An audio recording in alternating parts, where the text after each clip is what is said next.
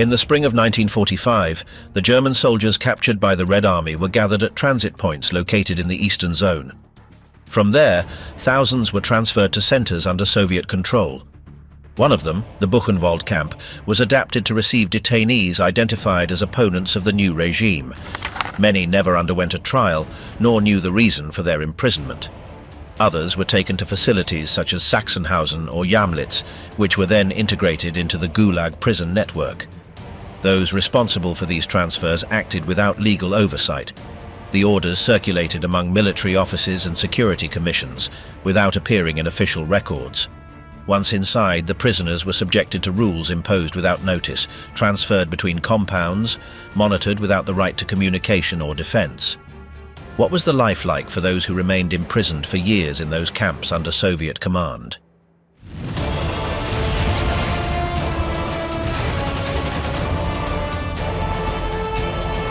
The fall of the Reich and the Soviet encirclement of thousands of prisoners. During the final months of 1944 and the first half of 1945, the Eastern Front began to collapse as Soviet forces regained ground. Units of the Red Army came to control areas that had previously been under German rule, advancing rapidly through regions such as Ukraine, Belarus, the Baltic countries, and later Poland and parts of eastern Germany. The defenses organized by the Reich's High Command could no longer stop that advance, and many retreating divisions were forced to abandon positions with no chance to regroup. This process coincided with the loss of East Prussia, with increasing pressure in Silesia, and with the Soviet push into Czechoslovakia and Hungary. As that military movement expanded, hundreds of German soldiers were captured at various points on the map. Among the detained groups were regular Wehrmacht combatants, but also members of the SS, Reich police officers, and collaborators of the regime. Some had been fighting on the front lines, others belonged to auxiliary or administrative units. In many localities, the Soviets included in their operations state employees, transport workers, or people linked to party offices. Also included were inhabitants of occupied areas who had been assigned tasks for the German army. The detentions occurred swiftly, often in the midst of advances or retreats.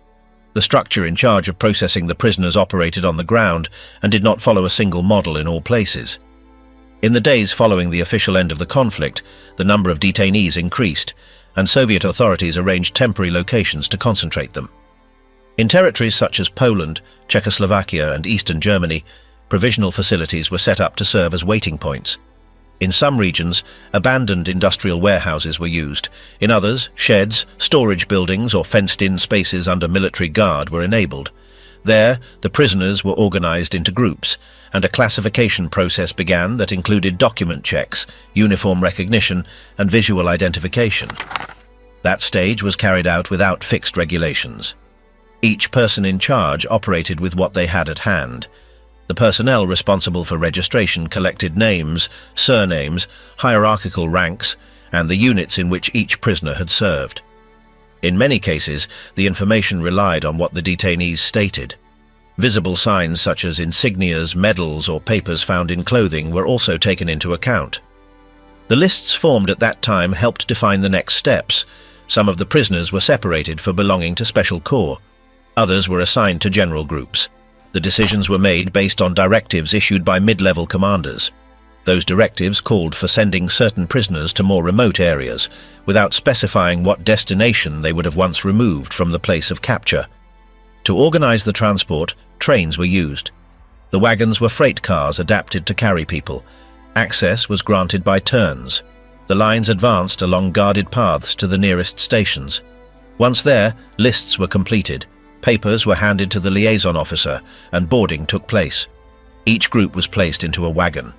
The personnel in charge of the operation indicated the maximum number that could fit in the available space. The closure was done with external mechanisms. The entire process was accompanied by surveillance. From the moment the train departed, the transfer came under the direct control of military personnel operating under logistical orders. No deviation was allowed during the journeys. The boarding documents indicated the loading station, the number of prisoners, and the intended delivery point on the designated route. The convoys departed heading east. The exact routes varied depending on the time, the availability of railway lines, and the zone from which the trains departed. On some occasions, the journey included several stops at intermediate points, where new wagons could be added or other convoys coupled. Conditions inside each train depended on the number of assigned individuals and the duration of the trip.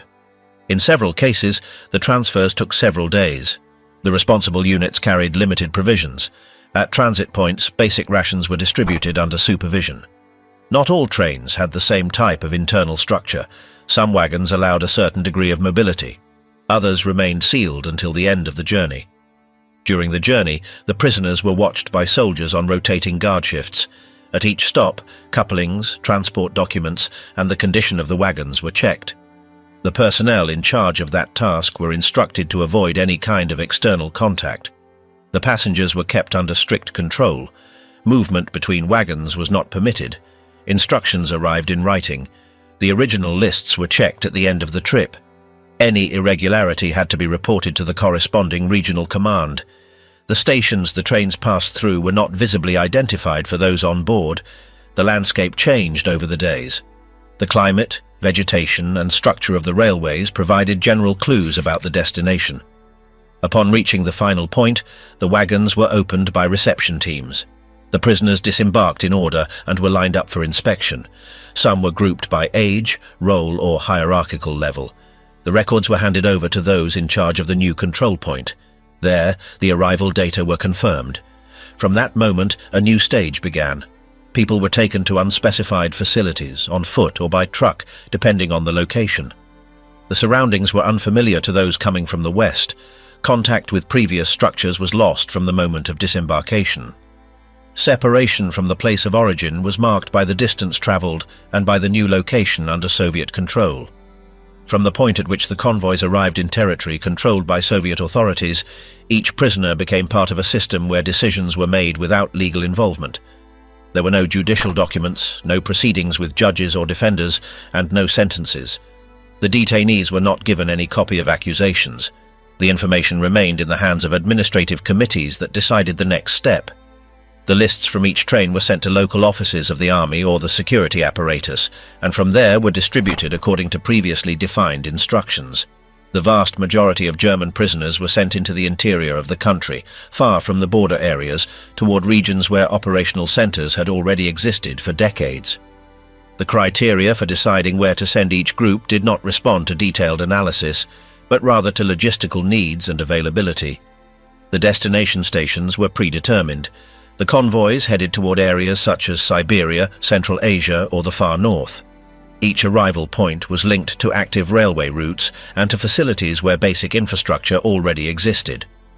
The transfer documents accompanied the prisoners to the new location. These records contained basic data such as the number of people, military rank, nationality, and a general category of risk. With that information, those in charge at each site decided the type of lodging, the nature of the tasks assigned, and the level of surveillance required. Once out of the wagons, the prisoners were grouped to begin a march on foot or to be transported in open vehicles to the designated places. The climatic conditions varied by region, and in many cases the cold was constant. The distances between the station and the final destination could stretch across several kilometers. The convoys advanced without knowing the name of the site, without visible signage, guided by escorts who received direct orders. In some segments, the detainees were forced to carry their belongings. The pace of movement depended on the group's endurance. Upon arrival, they were taken to fenced areas, where they awaited new assignments. The structures used to house them were of various types. Sometimes they were wooden barracks with low roofs and minimal openings. In other cases, they were buildings adapted for that purpose, without furniture or basic services. Each space was surrounded by fences, watchtowers, or patrols. Access was restricted. New arrivals were given a number, a garment with identification, and in some cases, a rudimentary tool. The conduct rules were explained quickly, without translation or additional clarifications. The site's supervisors issued orders through assigned interpreters or standardized signals. The organization of internal groups was defined according to the type of work to be carried out in the following days. During that initial stage, the detainees were observed by Soviet personnel who recorded their movements, reactions, and willingness to obey. The criteria used to assess dangerousness combined factors such as behavior, age, and previous rank within the German apparatus. In some regions, groups were separated by function. For example, former officials were sent to different locations from rank-and-file soldiers. Blocks were also organized by nationality, grouping Hungarians, Romanians, or Croats into separate sections. However, this criterion was not applied in all cases, and often the camps housed detainees from various backgrounds within the same space. An important part of the distribution process involved maintaining isolation. The authorities did not provide information about the prisoners' whereabouts to their families, nor were foreign governments notified, and visits, correspondence, or external contact were not permitted. Each person disappeared administratively upon entering the internment system. The lists of detainees were not accessible, and the records were archived under internal codes. That opacity was part of the general design governing the decisions made from Moscow. The centralization of control prevented local authorities from reversing decisions. The system was structured so that detainees were handled as a logistical resource, not as individuals with the right to a review of their situation. The supervisors of each facility reported periodically on the general state of the assigned group. Numbers, task completion, and requests for materials or reinforcements were recorded. These reports did not include personal details or specify individual cases. Decisions about internal transfers, sanctions, or reorganization were made based on these general documents. Orders were communicated in writing, without further explanation. Prisoners were not informed whether their stay would be temporary or indefinite. The passage of time was not tied to any calendar. The notion of duration dissolved within the first days, and the immediate surroundings became the only point of reference. By the end of that stage, the prisoners were spread across various points of the Soviet Union. Each camp operated as a closed unit. Conditions within those facilities were still not detailed. Information about the tasks, treatment, or internal regime remained in the hands of those who administered the system. From then on, the German prisoners, captured at the end of the war, had been absorbed into a network that appeared neither on maps nor in the official documents of their countries of origin. Their physical location was known only to those in direct charge, and the possibility of return remained beyond the immediate horizon. With that step, a total separation was sealed between the detainees and any previous structure of identity, origin, or external contact. How the Gulag absorbed the defeated enemy: order, distribution, and concealment. Before the end of the war, there already existed an extensive system of detention operating in the Soviet Union under a state logic. This network of facilities, spread throughout the territory and later used to house thousands of captured Germans, had been functioning for decades with its own regulations, hierarchy, and operating criteria.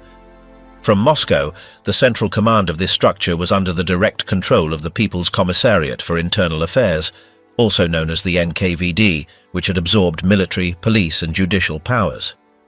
Each camp answered to a higher administration with regional divisions subordinated to each other through well-defined hierarchical levels. The origin of this system dated back to the years following the Bolshevik Revolution. Starting in 1929, with Stalin's consolidation of power, the expansion of internment centers accelerated. Surveillance structures were established in remote regions, without urban presence and with extreme geographic conditions. These sites were selected for their isolation and because they offered areas for mining, forestry, or infrastructure exploitation. The system was not organized as a network of isolated punishment, but as a tool for mass labor control, supplying strategic economic projects through the use of imprisoned labor. The personnel in charge of these places consisted of guards trained by the NKVD, administrative commissars, and bureaucrats responsible for records. Each camp had its own chain of command, with individuals directly responsible for production, internal order, and prisoner distribution. The operating logic was economic. Productivity quotas were assigned, and collective output was measured without regard for the human conditions of those detained. Planning came from central offices that organized transfers, distribution, and control of each group, without judicial intervention or civil oversight. One of the most defining features of the system was its opacity. None of these locations appeared on official maps. Transfer routes were decided through closed channels, and access to information about the exact locations was restricted to the inner circle of the apparatus. From the initial detention zones, the detainees were sent by train to unknown destinations under sealed orders. Letters were withheld, correspondence was censored, and the whereabouts of the prisoners were erased from family or diplomatic knowledge. The apparatus operated without external supervision, backed by internal decrees that enabled detention without trial. In this framework of territorial control, lack of communication was a key tool. The inmates were divided by profiles considered dangerous or reeducable. Categorization required no formal evidence or legal review. An accusation of ideological deviation, collaboration with opposition elements, or anti-Soviet conduct was sufficient. Section chiefs applied internal manuals with parameters for classifying each individual. That information was recorded in internal documents that never left the official circuit. In practice, the prisoner was suspended outside any recognizable civil or penal system. The original function of the apparatus was not merely punitive, but also ideological. The camps were used as mechanisms of political molding. Through forced labor, internal censorship, and indoctrination sessions, the state sought to impose a collective discipline based on absolute obedience to the Soviet order. In internal documents, prisoners were not regarded as guilty of specific crimes, but as subjects to be corrected due to their membership in certain social groups or their attitude toward the regime. This model was maintained even during the war years, when the notion was reinforced that the system served to cleanse the internal front of unreliable elements. Beginning in 1943, as the conflict against Germany advanced, existing facilities were expanded in anticipation of a possible overpopulation. Logistical routes were reorganized, guard posts reinforced, and plans developed to redirect the system's use once Soviet troops moved into Central Europe. This was not publicly announced, nor were visible decrees drafted, but orders circulated through the central administration offices with clear objectives: to have a structure ready to absorb those classified as enemies of the state after the occupation of foreign territories. The offices responsible for those decisions continue to operate with the same logic as in previous years. The distribution methods, internal control systems, and classification criteria based on the type of detainee were preserved. The operation did not change with the war. The priority remained to keep all information about transfers, destinations, and allocation criteria completely sealed. The only thing that changed was the number of people arriving from new regions and the origin of the accused. This apparatus had no visible names, nor structures open to the outside world. It operated under a closed logic, established in Moscow, and carried out without interruption. No official document published during those years included real capacity figures or lists of locations. The magnitude of the system could only be inferred from the length of the transfer trains, the areas that became closed off, and the persistence of a structure capable of operating in secrecy for entire years. Without altering its foundations, the system prepared to incorporate a new category of prisoners, not for crimes committed, but for having been on the other side of a war. Labor, hunger, and punishment, the invisible extermination of the captives. In the most remote regions of Soviet territory, the places where prisoners were held were surrounded by hostile terrain, without solid roads or prepared shelters. Snow and ice covered the ground for most of the year, and temperatures dropped to levels that made any outdoor task impossible without proper clothing. In the warmer months, mud surrounded the barracks, and insects filled the spaces where the inmates slept or worked. The buildings were wooden, uninsulated, with low roofs, windows without glass, and no functional heating systems. Moisture seeped in through the walls, and the icy air passed through the openings. The beds were planks arranged in multiple tiers, where they slept in their work clothes, often without blankets. Washing areas were basic. Outdoor latrines and water was collected from wells or melted with fire. From the very first day, all were sent to perform physical labor. The workdays began at dawn and ended at nightfall, regardless of the weather. Tasks varied by region. In some, they extracted minerals. In others, they felled forests or hauled stones. Shifts lasted many hours without set breaks, and work tools were scarce. At times, there were not even enough tools, so some had to work with their bare hands. The boots, if distributed at all, were made of rubber or fabric, without sturdy soles. Coats were few, and gloves were nearly non-existent. Hands cracked from the cold, and feet remained wet for entire days. In the mess hall, rations were scarce, watery soup with some grains or bits of fermented cabbage. Bread was measured in grams. Some tried to save food, but it was difficult to preserve. Skin diseases, persistent coughing, and fever spread rapidly. Medical attention was minimal, sometimes only a brief observation. Those unable to continue were moved to a different barrack without heating or medicine. There they lay on the floor until they recovered on their own or stopped breathing. In some locations, the lack of clean water and the overcrowding worsened the spread of infections. Surveillance was organized in weekly shifts. Interaction with the inmates was limited to giving orders and conducting the daily head count. If a fault was detected, the entire group was punished. An entire row could be sanctioned for an individual's mistake. Sometimes the day's food was withheld, other times they were forced to stand without coats for hours. Dark cells were also used, where prisoners spent days without light or contact. Threats were constant. The supervisors employed pressure tactics to maintain order. They shouted, pushed, or forced inmates to repeat tasks. If someone spoke or stopped working, they were singled out for the most difficult jobs. Although they were isolated, supervision was constant. As days passed, exhaustion accumulated. Some stopped responding, others collapsed with no strength to continue. The extreme cold and food shortages caused fainting. During the harshest winters, deaths from freezing or overexertion increased. Bodies were collected at the end of the day and taken to remote areas, where they were piled up until buried. Signs of weakness became common. Those still walking remained in line while watching others disappear. Control and orders did not stop. Notices from the offices continued to arrive, and the workdays followed their usual pace. The length of each workday did not follow a fixed schedule, but depended on the amount of work assigned by the camp supervisors. If a task was not completed at the expected pace, shifts were extended without notice until nightfall. Some groups worked more than 12 hours a day without organized breaks, with brief pauses limited to just a few minutes. Orders were delivered directly by the brigade leaders or by the guards themselves, without explanation or any visible planning. Questioning the purpose of the tasks was not allowed. Continuous movement was required, even when the terrain made it impossible.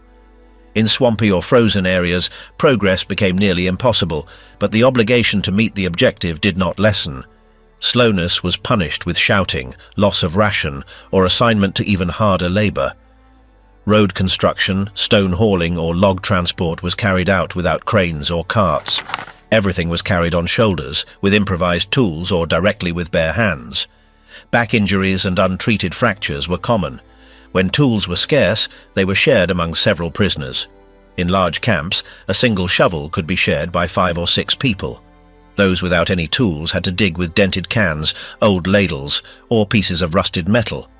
During the most demanding tasks, the ground had to be broken even when frozen. It was struck with blunt picks that bounced off the ice layer. Sometimes they spent hours wearing down the same fragment without making progress. In winter, the hardened earth mixed with frozen water that formed slippery sheets beneath their feet.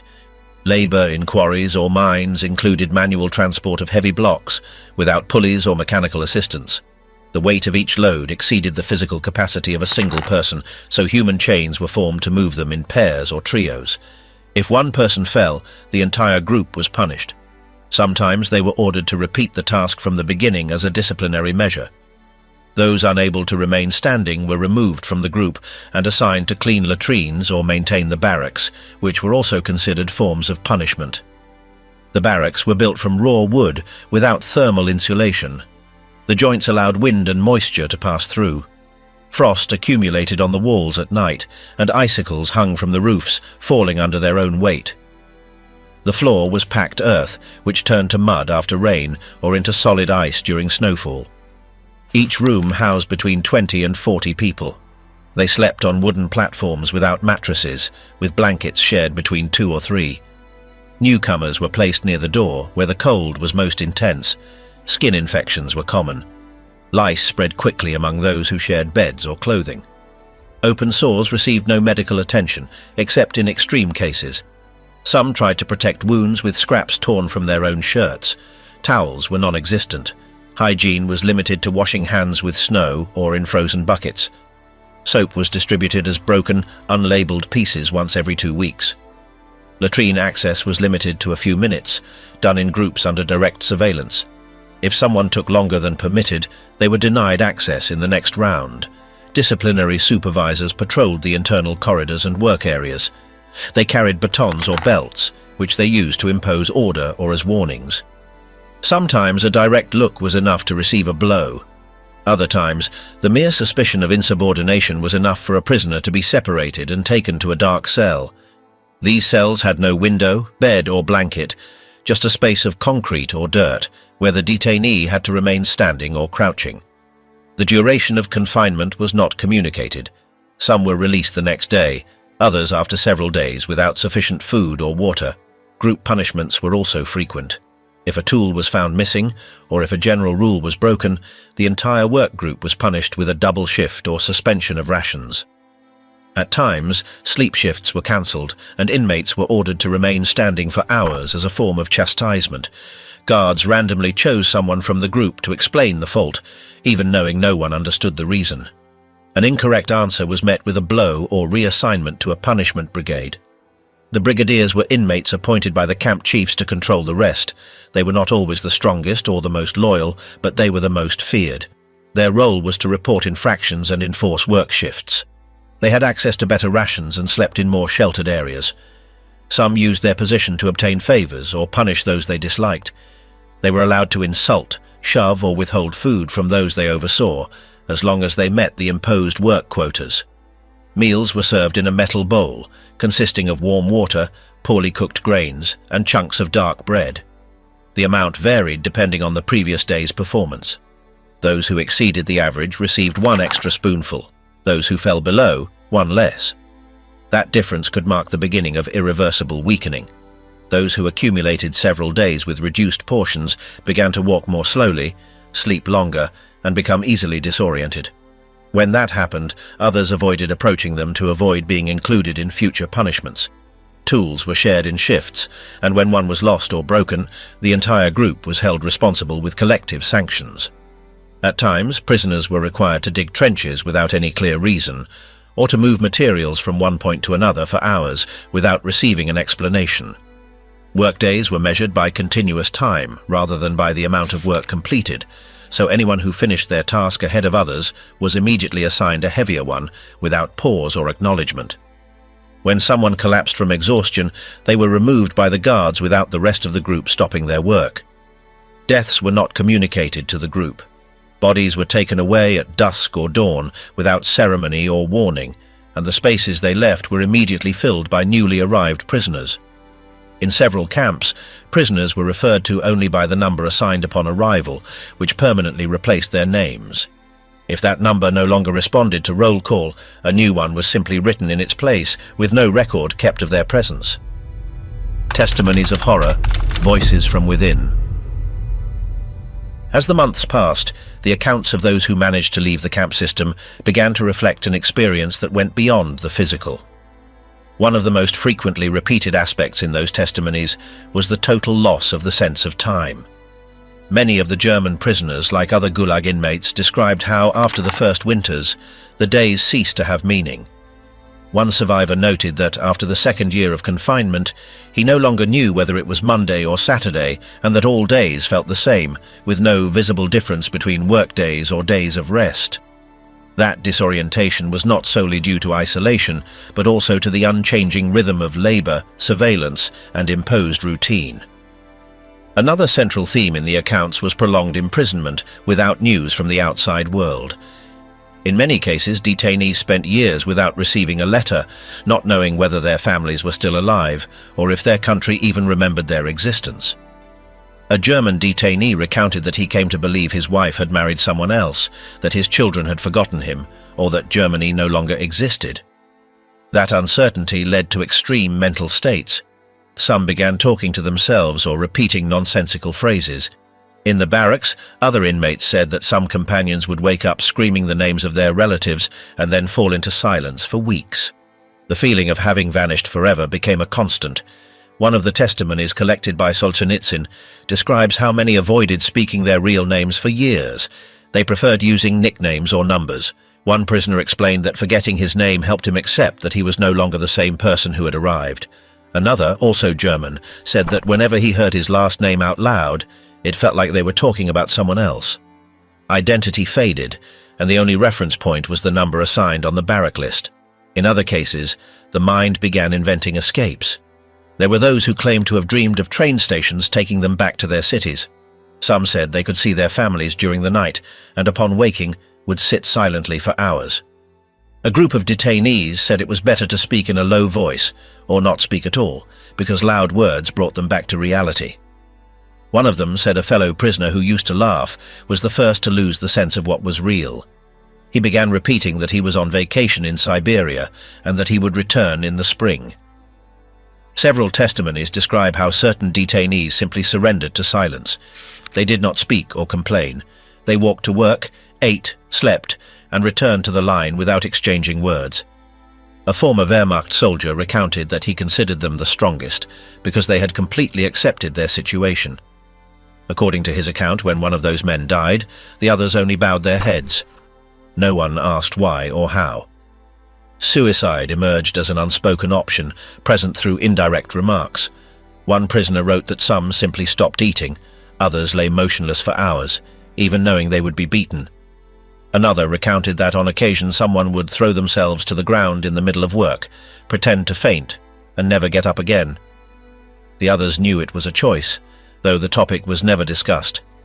Among German detainees, there also arose attempts to preserve a trace of humanity.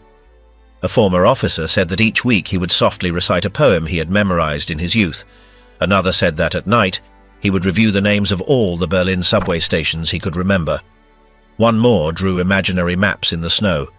Despite everything, they admitted that each winter took something from who they once were. One prisoner said that the cold turned him into someone else. It didn't just take away warmth, it took memory, words, desire. The fragments gathered from different sources agree that the years turned into indistinguishable blocks of time. Some counted the winters as if they were chapters. "This is the fourth," one would say, while another would reply, "For me, it's already the sixth." That was how they marked time, counting snowfalls, fingers lost to frostbite, or companions who never returned from work. Many detainees avoided speaking about the future. In the most detailed testimonies, one can see how language shifted. Instead of saying "when we get out," they would say "if something happens." The verb "to leave" was rarely used. Some avoided it deliberately. A German explained that in his barrack, saying you wanted to go home was reason for mockery.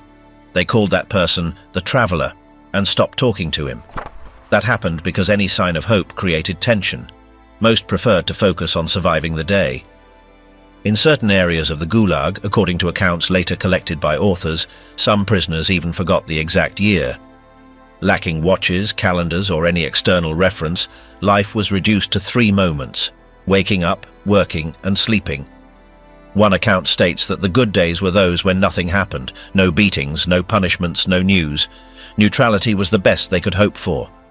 One of the testimonies describes the moment when a group of German prisoners was transferred in the middle of winter to a camp located near the Arctic. The march on foot lasted several days, and during that journey, many were unable to stay on their feet. Those who fell were removed from the path, and the rest had to continue without looking back. The group arrived without knowing where on the map they were. The icy wind blew without pause, and the barracks had no windows or insulation. The cold crept in through the cracks in the roof and the unsealed planks. In another camp, a man who had previously been an engineer in Berlin recounted that, after weeks of forced labor, he no longer remembered the sound of his own voice. No one spoke during the workday, and at night a silence reigned so absolute that, according to him, he felt the words had rusted in his throat.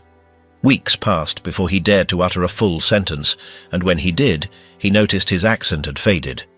A case recorded in the Kolyma archives spoke of a work unit that extracted stones in extreme temperatures.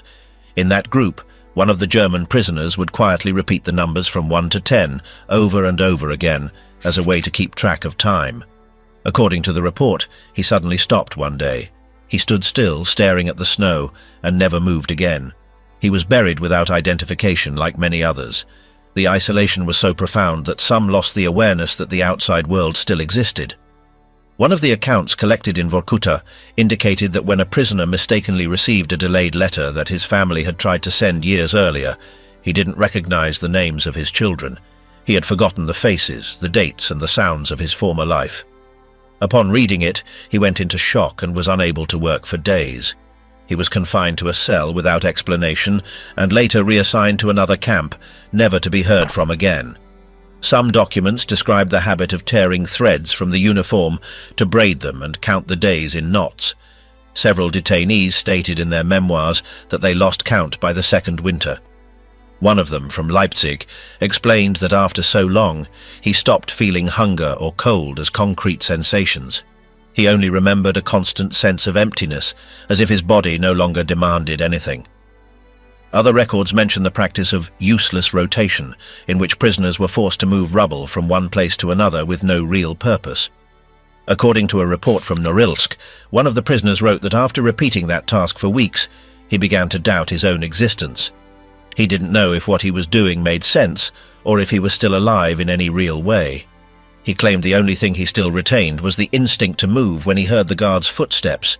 There were cases of prisoners who stopped speaking, eating, or reacting without explanation. Official notes marked prolonged depression or state of extreme exhaustion. One was found dead on the snow, sitting against the barrack wall with his eyes open. His cellmates didn't notice his absence until the following night. Apparently, he had been in the same position for hours. In another documented account, a detainee who worked as a clerk in the camp's administration wrote hundreds of forms without knowing what purpose they served. According to him, he filled out lists of names, dates, and numbers without ever seeing a face or hearing a voice. He stated that over time, he began to copy the names of companions he remembered seeing die as a way of keeping them present. He was discovered and removed from his position. Afterwards, he was assigned to coal extraction and never wrote another line. Some testimonies collected by later observers spoke of the psychological effect of the external silence.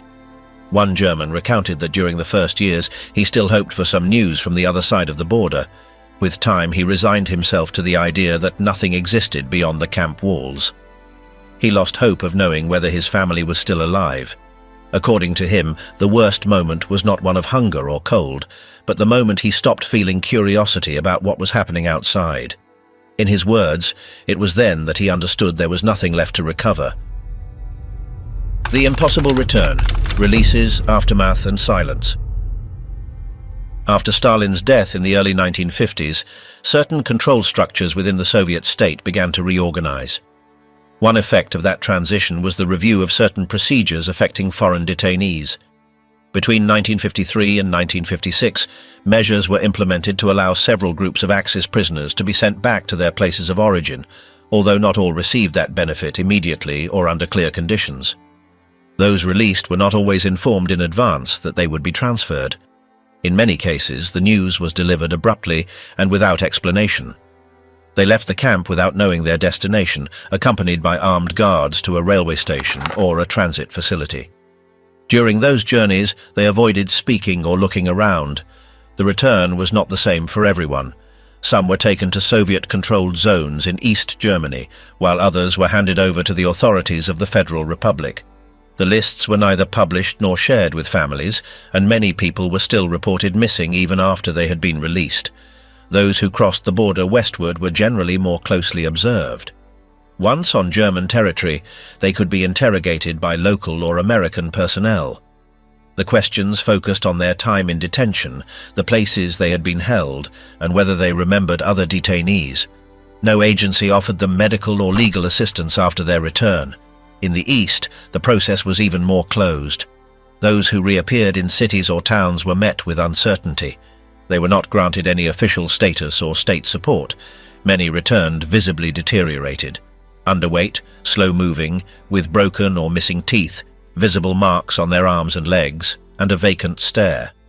Some struggled to speak or to remain standing for more than a few minutes. The elderly could not endure readjustment.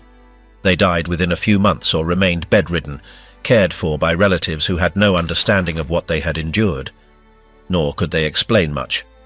Often words were not enough, or the memories interfered with the ability to describe what had happened. The mental effects were equally severe. Some woke in the middle of the night with panic episodes. Others avoided closed spaces, loud noises, or people in uniform. Very few were willing to recount in detail what had happened during their years of imprisonment. In many households, silence became the norm.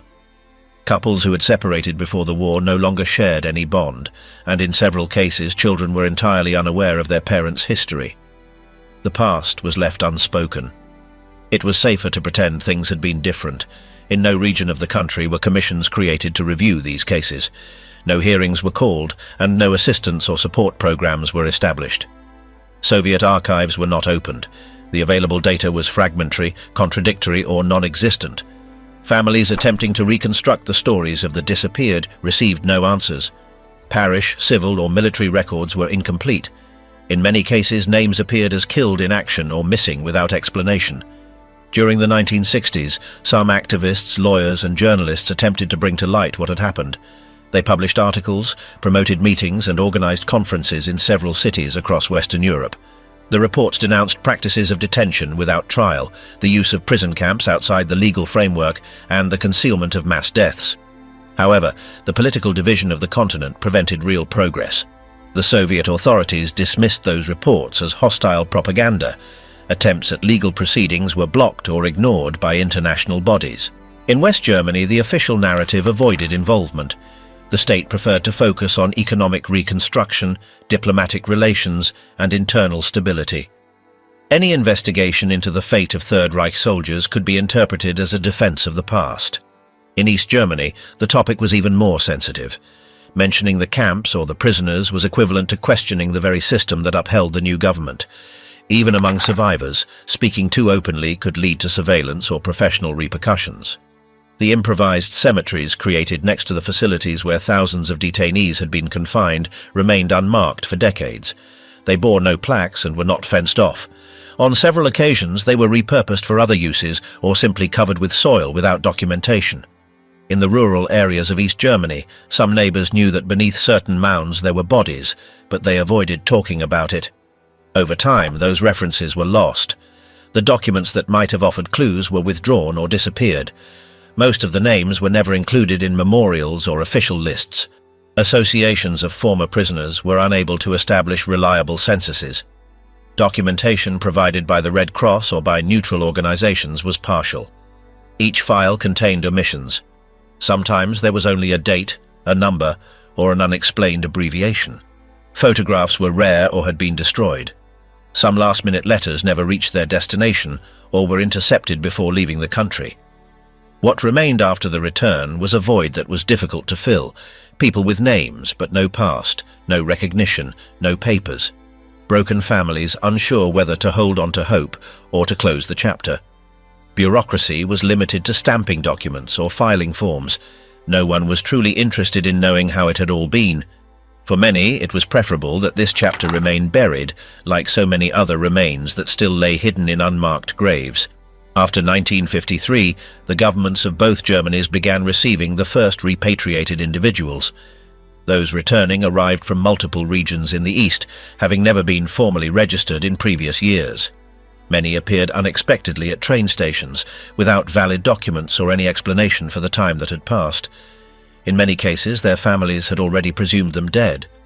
Some found that their homes had been occupied, their marriages annulled, or their identities replaced by administrative death certificates. State offices, both in the Federal Republic and the Democratic Republic, avoided providing details. In most cases, no form of legal recognition was granted. Existing records remained restricted or scattered across Soviet agencies. The word Gulag wasn't even mentioned in the reports of German authorities, nor were any means provided to testify before international courts or claim financial compensation. The administrative silence was absolute. Those who managed to rebuild their lives within the confines of their home cities were considered isolated cases. Some tried to share their experiences within close circles, but their testimonies were dismissed or interpreted as war propaganda. Collective memory omitted their story. They were neither exonerated nor condemned.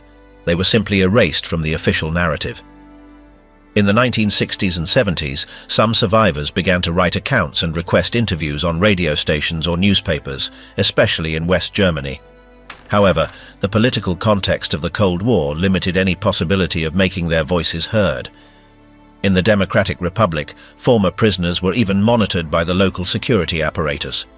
They were prohibited from participating in public forums or questioning the agreements established with the Soviet Union.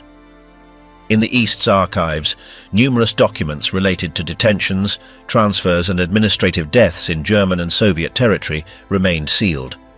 Most of the graves where the deceased were buried remain unmarked. Neither the Russian nor the German authorities initiated policies to identify the bodies or return the remains to families. In the official post-war casualty lists, thousands of names remained classified as missing without a trace. Socially, many families avoided speaking about what had happened. An intergenerational silence was passed down that blocked any form of mourning. In some communities, the children of those who had been in Soviet camps were marginalized or simply raised without knowing the truth. The experience of captivity was treated as an uncomfortable error that fit neither the Allied nor the Soviet narrative. None of the victorious powers took direct responsibility for what had happened to these men. Over time, that void deepened. Documents were destroyed, makeshift cemeteries were covered by new constructions, and testimonies were lost among scattered memories. There were no ceremonies, no commemorative plaques, no spaces for remembrance. What remained was an institutionalized absence with no culprits or explanations, and a generation condemned to disappear without being named.